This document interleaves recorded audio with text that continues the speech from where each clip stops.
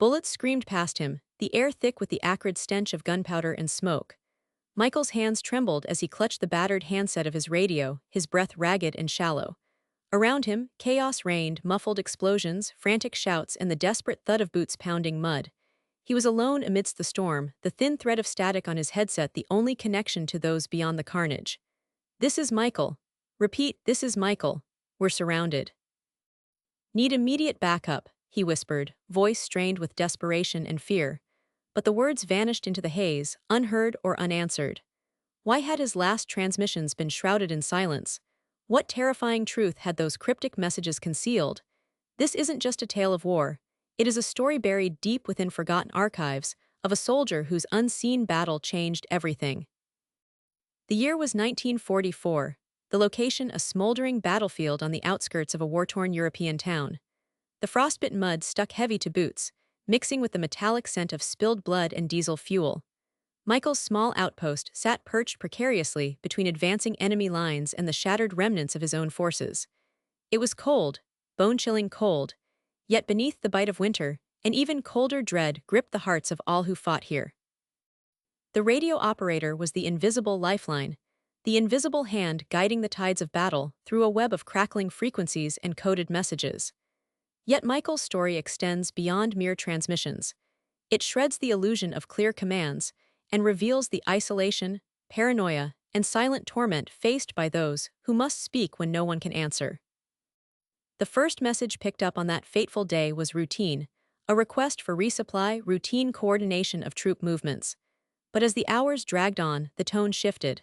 Static-laden voices flickered through his makeshift station, intercepted enemy codes taunted him from the ether, fragments of hidden plans filtered through broken signals. Michael's fingers flew over dials, decoding patterns and scrambling replies. Then came the storm, an ambush cutting off reinforcements, communications faltering, a shifting front line that closed the noose tighter around his unit. The calm before the storm was shattered by bursts of heavy machine gun fire and the dull thumps of mortar shells snaring the landscape.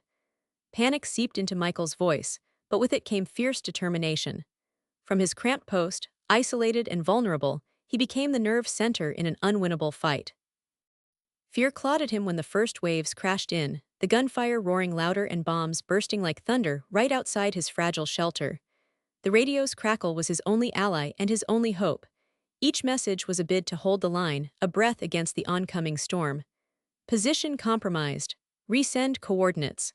Request immediate air support, Michael repeated, voice cracking but relentless.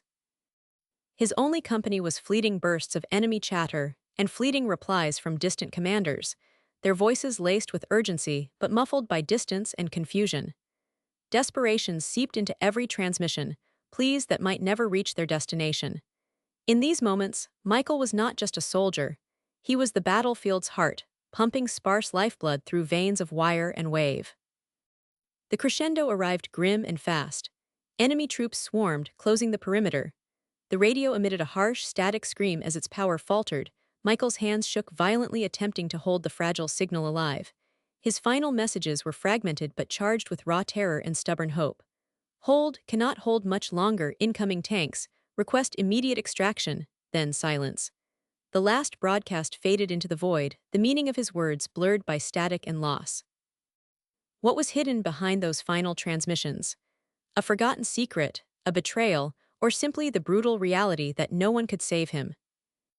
History books mention the battle briefly, a footnote among countless others. They gloss over the unseen wars within, the psychological warfare waged by isolation, exhaustion, and fractured hope. Declassified files reveal that Michael intercepted a vital enemy code moments before the outpost fell, information never acted upon due to command confusion. His radio logs, sealed for decades, expose how his mental state deteriorated under immense pressure, the fine line between soldier and victim blurring amid broken signals and shattered nerves. His final messages were not just cries for help but veiled warnings of a larger, hidden danger that doomed his unit. The truth they hid was that Michael wasn't just a casualty of war's guns, but of a cold war fought in silence, the war of codes, secrets, and human limits pushed beyond breaking. Michael's fate remains partly unknown. Survivors spoke of hearing whispered fragments of his last words in radio static long after the